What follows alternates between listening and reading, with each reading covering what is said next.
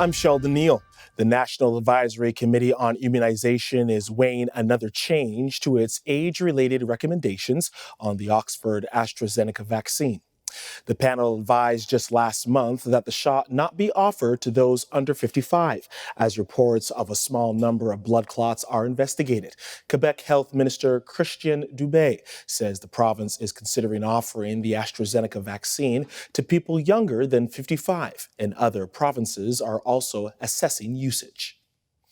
Canada's Deputy Chief Public Health Officer, Dr. Howard Jo, says more than 8.8 million doses of COVID-19 vaccines have been administered in Canada. To date, more than 8.8 million doses of COVID-19 vaccines have been administered in Canada. Among those 80 years of age or over, 84% have received their first dose and 12% have received their second. And among those 70 to 79 years of age, 69% have received their first dose and 3% have received their second. As vaccination programs continue to roll out across the country, more and more scientific information about COVID-19 vaccines is becoming available. Health Canada, the Public Health Agency of Canada, and the many partners we are working with to end this pandemic continue to pay close attention to the unfolding situation. Today, Procurement Minister Anita Anand said Canada's incoming vaccine supply from Moderna will be slashed in half through the rest of April. Canada has recorded nearly 10,000 new cases of COVID-19. 9,562 new infections were reported yesterday across the country. The death toll has climbed to 23,500. After setting a new record in daily COVID-19 infections, Ontario is expected to announce new public health restrictions aimed at curbing the surging numbers. Government House Leader Pablo Rodriguez says there could be criminal implications for the person who leaked the nude photo of Liberal MP William Amos. Mr. Rodriguez is calling for an investigation into the incident involving William Amos, which he says was mean-spirited. Mr. Amos has said he didn't realize his camera was on when he changed into his work clothes after a jog. Neither MPs nor staff are allowed to take photos in the House of Commons when it is sitting, a rule that has been extended to include virtual sittings. The Conservatives are calling them personal low-carbon savings accounts. Leader Erin O'Toole is pitching a $20 per ton carbon price for consumers in his party's $5 billion plan to fight climate change. The plan says Canadians would pay into their account each time they buy hydrocarbon-based fuel and then use that money to pay for products to help them live a greener life, like a bike or bus pass. The Liberals are dismissing the Conservative Party climate change plan. Environment Minister Jonathan Wilkinson says he is skeptical about the sincerity of the Conservatives to do anything to protect the environment. The Conservative plan would see Canadians compensated for paying a price for burning fossil fuels, with the money going into an account each time they buy hydrocarbon-based fuel. The accounts would be managed by companies similar to how a debit card system works. Employment Minister Carla Qualtrough says any changes to modernize the employment insurance system won't be done without considering the financial impact on workers and employers. The shortcomings in EI, flagged for years by experts, have been exposed by the pandemic, including that not every worker is covered, nor can everyone who is covered get benefits when they need them. Mobile phone costs are expected to drop after Canada's telecom regulator issued orders that will make it easier for smaller rivals to compete with the country's biggest wireless network operators. The CRTC says regional networks that meet certain standards will be able to operate as mobile virtual network operators, or MVNOs, in areas where competition is limited. Bell, Rogers, and Telus have argued MVNOs are businesses seeking the benefits of a national network without paying into the cost of building and maintaining expensive infrastructure. The federal and Northwest Territories governments are each contributing to $11 million in funding toward providing high-speed internet to the territory's North Slave region. The money is to go toward building a fiber optic line connecting the territory's main fiber line to southern Canada. Northern Affairs Minister Dan Vandal says by the end of the year, the high-speed connection will be available to 152 households in the community of about 470. Coming up after the break, an interview with Aaron Wudrick, Federal Director of the Canadian Taxpayers Federation, about next week's federal budget. Stay with us.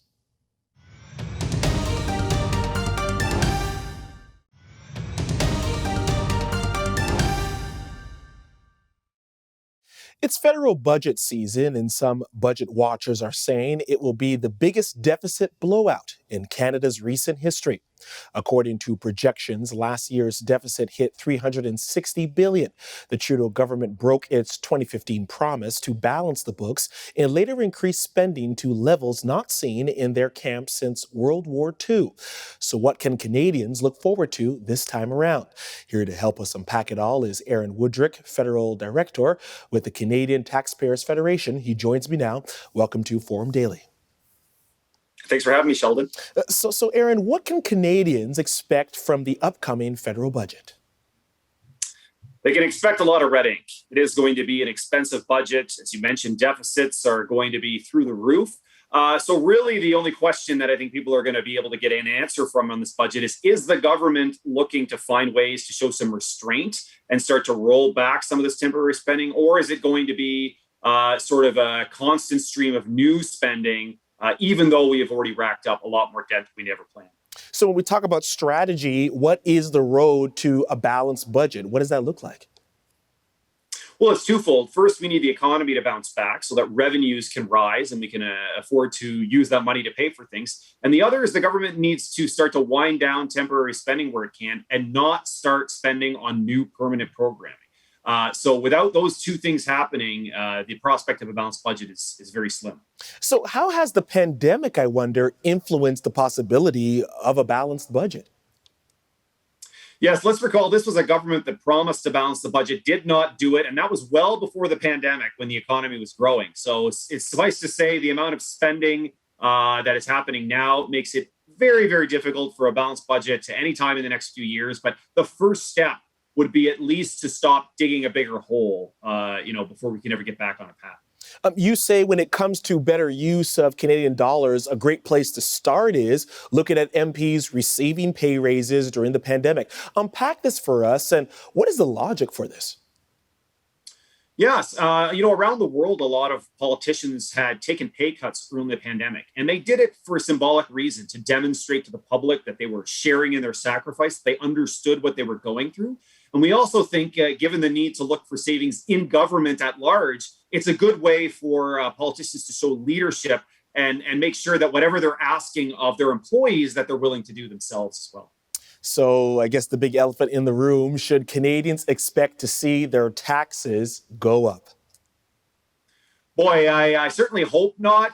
This government, the Prime Minister and the Finance Minister have both said as recently as last summer that they do not plan on raising taxes. Of course, suffice to say, politicians don't always keep their promises. But I don't know that that's the biggest risk this year. I think in future years, it will be a very big risk. But right now, I'm more concerned about the spending side than the tax side.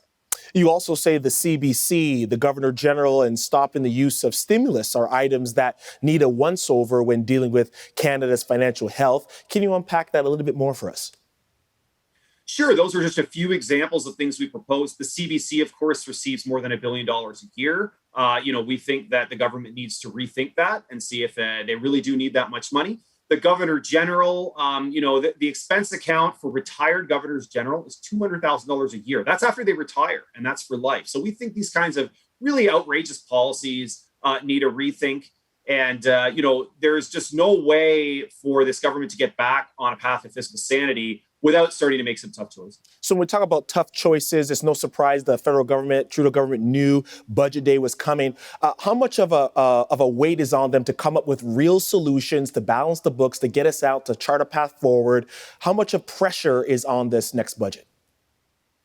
Well, I think there's more than they'd acknowledge. I mean, they themselves said that they need to have a fiscal anchor, some kind of guidepost to steer us back on course. And, a recent survey last week showed 82% of Canadians think that deficits are a big concern and that a balanced budget needs to be coming. So that's almost a consensus across the country. So I certainly hope that the government is taking it seriously. What are some solutions, if we can talk solutions, that could help the average Canadian taxpayer get ahead moving forward? Well, first things first, raise your voice with members of parliament. I can tell you that they pay attention to their constituents. And if enough people start coming to them with the same message, they take that back to caucus, they take that back to their party, and they make sure that's heard. So in between elections, you have a vote at election time, of course, to express yourself. But in between, you really should reach out to politicians because when they start to hear a lot about something, they have no choice but to pay attention. A lot to unpack there. Thank you so much for your time. Thank you. Our look across Canada coming up after the break. Northern Canadians are taking time to honor the life of Prince Philip. University students in Manitoba are asking the province to provide free contraceptives. And Ontario long-term care homes are warning of a staffing crisis. More news after this.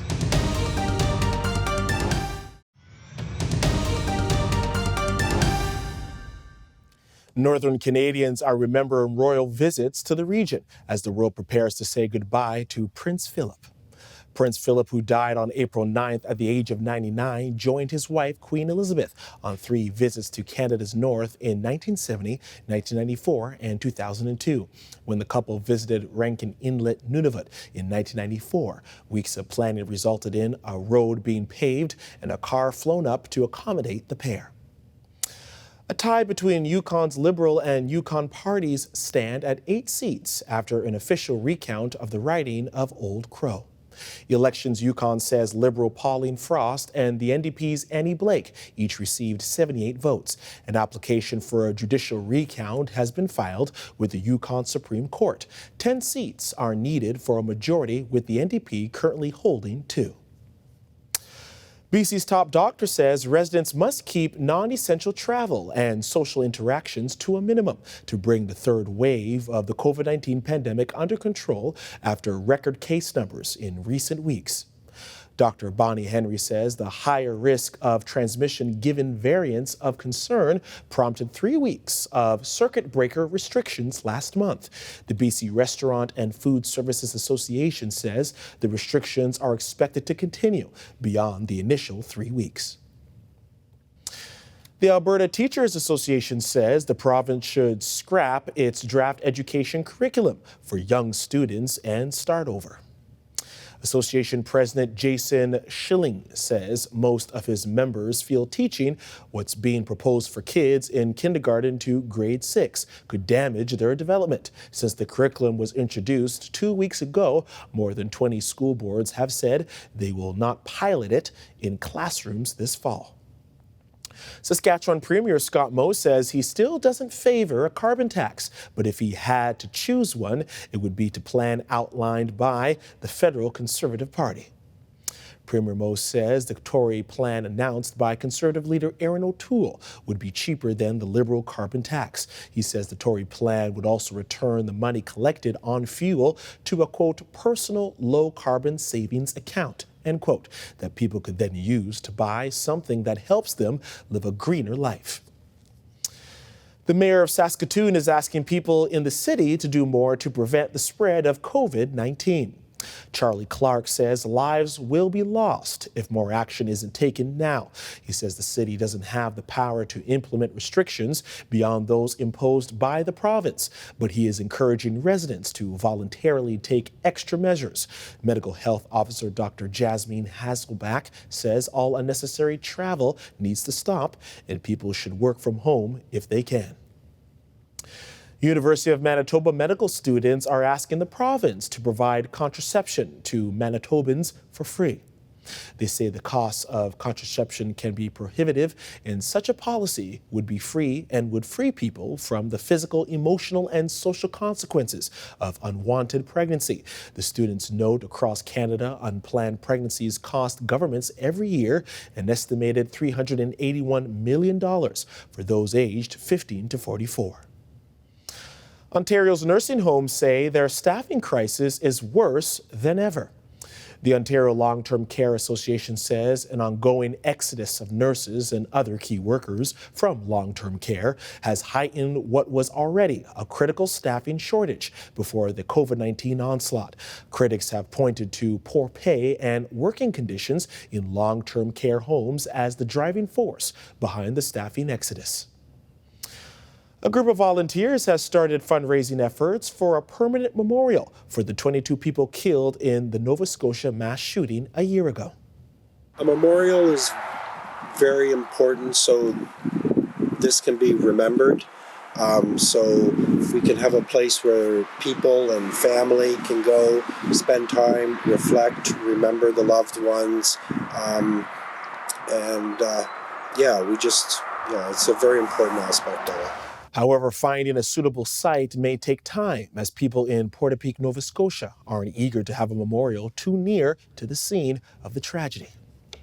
PEI has announced 24 affordable housing units will be available for families in the province. The province says it's partnering with the Canadian Mental Health Association of PEI and Habitat for Humanity PEI to build the units. The mental health organization will receive $2 million to create the 20-unit apartment complex in Charlottetown. Habitat for Humanity will receive just over $1 million to build 4 detached homes in Summerside. Our international segment coming up next. The U.S. sees another mass shooting overnight. Japan expands its COVID-19 alert. And 74 years ago, Jackie Robinson made his Major League Baseball debut.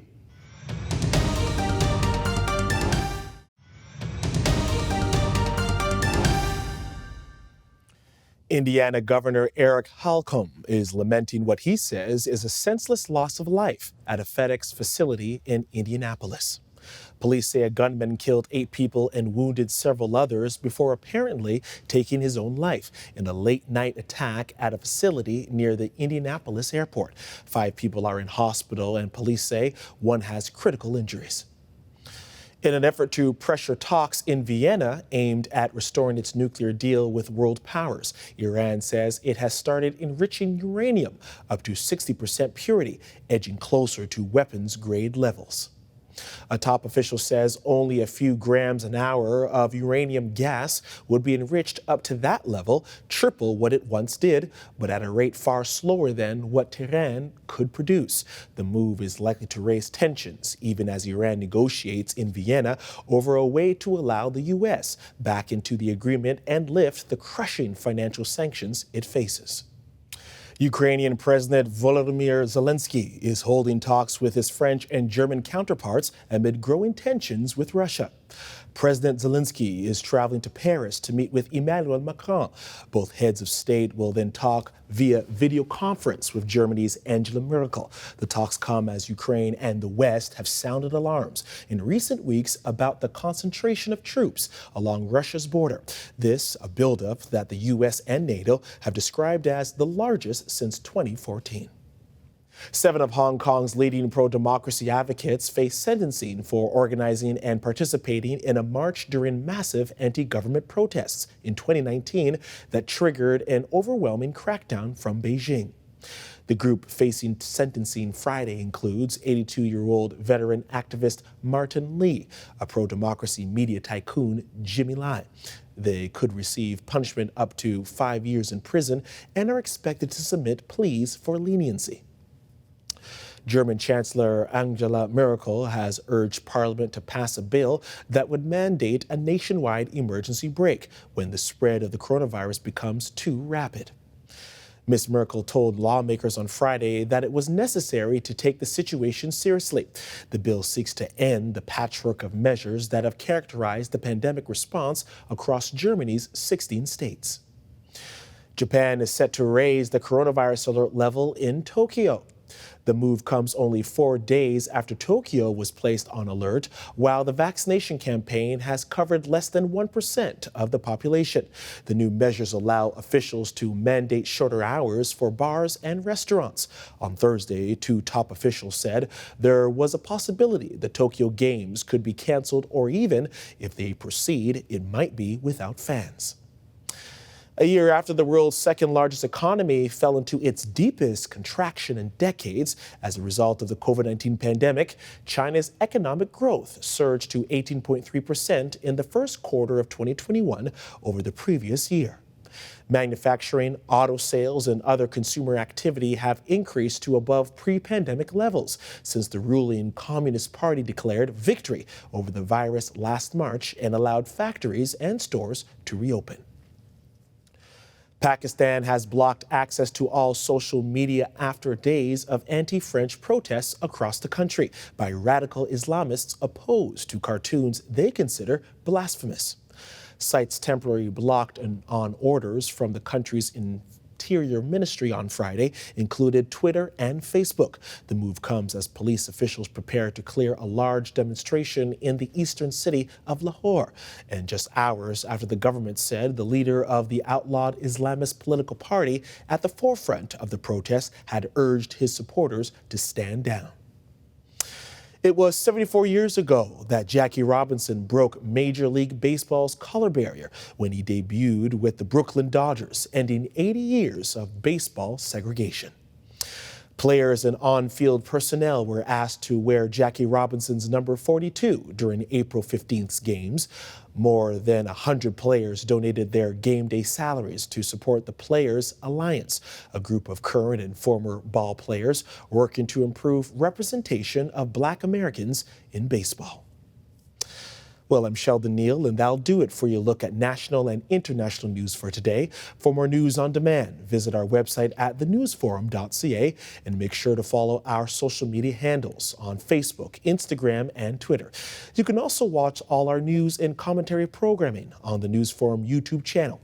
Thanks for joining us on the Forum Daily, and we'll see you next time. Have a great weekend. Bye-bye for now.